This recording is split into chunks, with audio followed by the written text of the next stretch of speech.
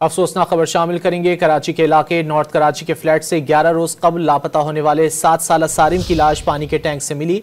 लाश की postmortem report में बच्चे के जिस्म के मुख्तलिफ हिस्सों पर चोट के निशानात पाए गए। मजीद जानेंगे डॉन न्यूज के नुमाइंदे मोहम्मद बिलाल से। बिलाल, पोस्टमार्टम रिपोर्ट में मजीद कुछ मालूम हो सका?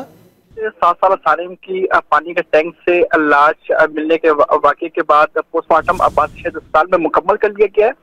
पुलिस सर्जन की जानिब से ये बताया गया है कि जिस्म के मुख्तलिफ हिस्सों पर चोटों के निशानात पाए गए हैं, जबकि मजीद टेस्टों के लिए नमूने लिए गए हैं।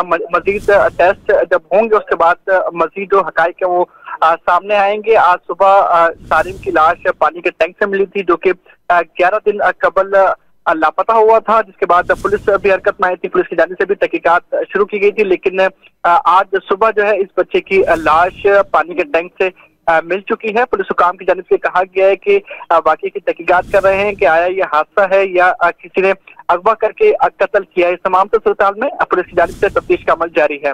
जी, बहुत शुक्रिया मोहम्मद बिलाल इन तफसीलात के लिए।